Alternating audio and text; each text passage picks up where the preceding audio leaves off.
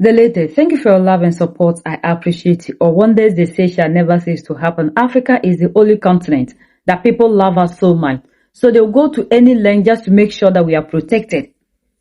Burkina Faso has been added to International Human Rights Watch list by civicals. And their reasons are very simple. No freedom of speech, freedom of association, freedom of worship. Like basically, the Burkinabés are no longer allowed to do anything. So for that matter, they have to put Burkina Faso on watch list. And this is what they always do. Each time an African leader rises to challenge traditional Western authorities, they always make sure they find fault in that African leader. Any African leader that rises up to say that the resources must benefit the people, that person becomes a disobedient leader.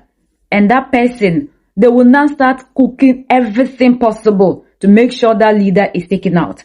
When they came, they did everything possible using NGOs, civil societies. We saw the religion. We saw everything that they have tried. Nothing is working. So now they have to put Burkina Faso on watch list to make it look like there's humanitarian crisis in Burkina Faso. That will give them the chance to deploy troops into Burkina Faso. But this time it's not going to work. We have moved past that. Africa is no longer the Africa you used to know. And we ask this same Human Rights Watch, are you not seeing what is happening in Gaza? Haven't you seen what happened in Venezuela? Where is Nicolas Maduro, a sitting president? Oh, or you have forgotten what is happening in Iran.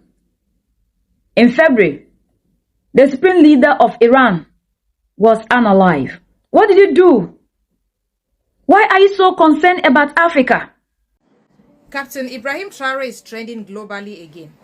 Burkina Faso has been added to a human rights watch list by Cevicus, a global civil society watchdog that monitors freedom of speech, freedom of association, peaceful assembly, and civic space around the world.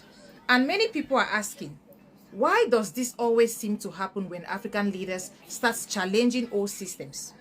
Honestly, I understand that question, because history has shown us that when African leaders start working for its people, begin to control national resources, reject foreign pressure, question all partnerships, or push for economic independence, international criticisms often increases. Suddenly, the same systems that ignored poverty, exploitation, insecurity, and underdevelopment for years begin to speak loudly about democracy and human rights, things they themselves do not practice. So Africans have every right to ask questions. Who is making the reports? Why now? What interest do they have? And why do we hear more noise when African leaders challenge foreign influence than when African people are suffering under systems that keep them dependent? This does not mean human rights are not important. Human rights are important. Citizens must be protected, but African countries also have the right to protect themselves, especially when they are facing terrorism, foreign interference, misinformation, and internal destabilization. And this is where we must be careful.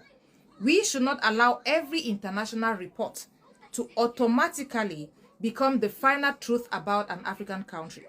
Because sometimes these reports may contain genuine concerns, but sometimes they also fit into a bigger political narrative. A narrative that says African leaders are only acceptable when they are weak, dependent, and easy to control. But the moment they start talking about resources, sovereignty, local production, military independence, and national dignity, suddenly the world becomes very concerned. So for me, the question is not whether Burkina Faso should ignore human rights. No. The question is, can Burkina Faso defend its people, rebuild the state, fight terrorism, protect its sovereignty, and still create a system where citizens feel safe and respected? That is the balance every serious African must pursue. But one thing is clear, Africans are no longer willing to accept every foreign label without asking questions. We have seen too much, we have learned too much, and we know that not every country placed on a watch list is failing. Thank you all for watching this video, and drop your thoughts in the comments. Family, come closer. Another witch hunt has started again against the government of Burkina Faso, particularly Captain Ibrahim Traore. You know, for the past couple of years, months, they have tried all right groups, right? They would bring this to cook up all forms of stories about human rights abuses in Burkina Faso and all of that. It will not work.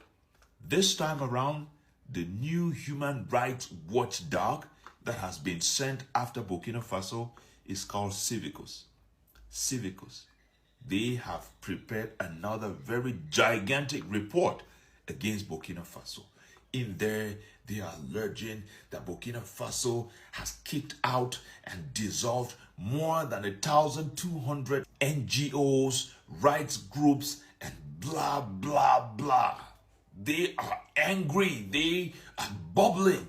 The fact that the government of Captain Ibrahim Traore has completely knocked down all their plots to be able to bring his government down.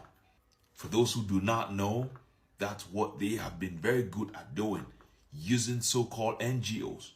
And the NGOs, most often than not, are agents who have penetrated the country to monitor and find the best way to knock down a leader who is not submissive to their role. Unfortunately for them, in this era, the new government of Burkina Faso is proving to them that he is not going to fall in the same trap which his ancestor Thomas Sankara fell into. And by so doing, all their tricks, all their manipulations through NGOs. We've seen so many cases where they say they are NGOs bringing in humanitarian aid, but what were they carrying? Arms, munitions, and terrible weapons. We saw other cases where they said they were bringing in humanitarian aid. What did we discover? Tea guys that they were transporting from different countries, sometimes even beyond African borders. So that is the reason why they are bubbling. They are angry because every move they try to make, the government of Burkina Faso would bring them down.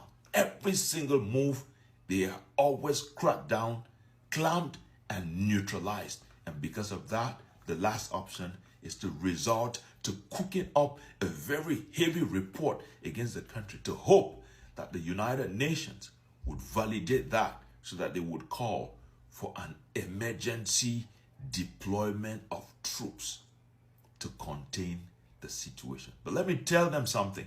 It is not going to work. Not in this era when Africans are awakened.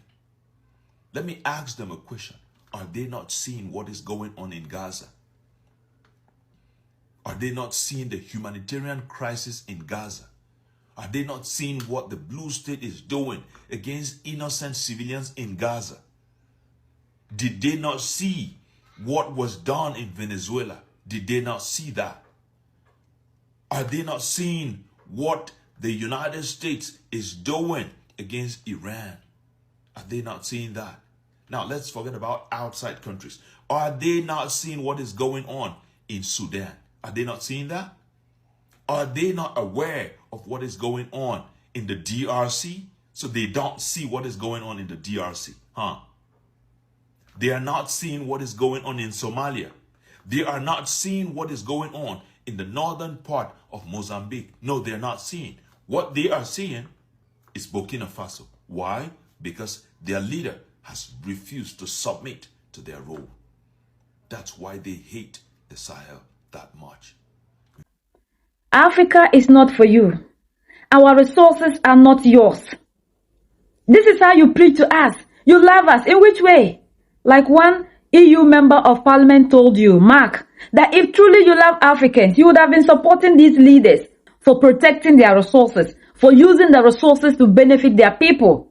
The only crime our leaders committed is by saying that the resources in these countries belong to the people, so the people must benefit. That is the only crime.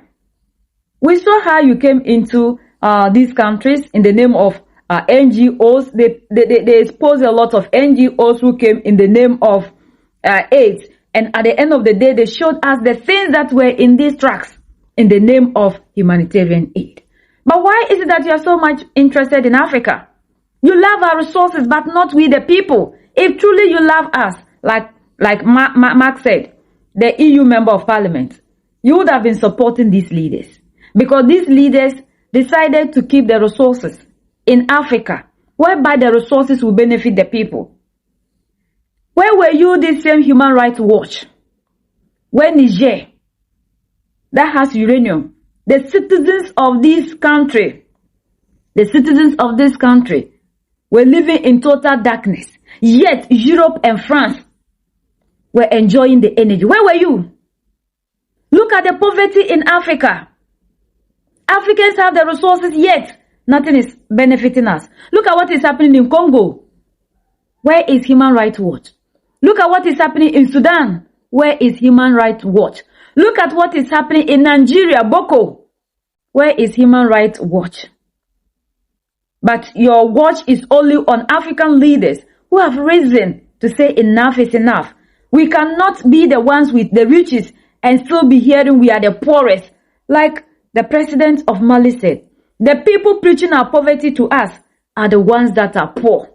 Like Captain Ibrahim Traore said, we are no longer children, that we need you to hold our hands to cross the road. It's the same thing you did to Thomas Sankara, you did to Dr. Kwame Nkrumah, Mohamed Gaddafi, and all our freedom fighters, Patrice Lumumba and co, who have risen to say no, who chooses their people. Don't watch us. Africans, we have every right to decide who leads us. The time for people sitting down seeing Africa to be their backyard that they need to control us should be over. You cannot set your rules and regulations. Like people are moving out of ICC saying that all your organizations that you have created are for Africa or the global south. And that is why a lot of people are moving out of ICC. Look at the development that we are seeing in Burkina Faso. Which of these democratic countries in Africa is doing what the leaders in Mali, Niger, and Burkina Faso are doing? Why not move or chase after even African leaders who are changing constitutions to stay in office for long? If truly you love the African, why are you not after them? Why must it always be when we get leaders who are fighting for the total liberation of the African, fighting for sovereignty, making them look bad? But this time round, Africans will no longer allow you to do that to us. At the time of Mohamed Gaddafi, we didn't know. And we rose up and destroyed Mohamed Gaddafi. Look at the Libya you promised the Libyans. After Mohamed Gaddafi fell, Libya hasn't been the same. Look at the good things, the good life the people had. Not only in Libya, but the rest of us in Africa enjoyed. And you tag this same Mohamed Gaddafi to be a dictator. He is this. Today, where are you? Now that the Libyans need you most. We will never rise up against our leaders. Nothing will happen again. This is no longer the Africa you used to know. We are wide awoken and will protect our leaders. Even if they are bad, it is the Africans that have the right to determine who is a good leader in Africa or bad, not the other way around. Like the Nigerian leader said, we are not in your jurisdiction, so how come your laws will cripple us? Africa must be free, no matter what the situation will be. And this time, we will not rise up against our good leaders who are fighting for our total liberation. We are the only ones that can set ourselves free. United we stand, divided we fall, and united we keep standing forever and ever. The greatest enemy of the African is mental slavery. So let's decolonize ourselves from mental slavery. Let's keep sharing to educate our brothers and sisters. Together we'll make Africa great for ourselves and the next generations that are going to come. So that's the latest around the world, in Africa, West Africa, and in Burkina Faso.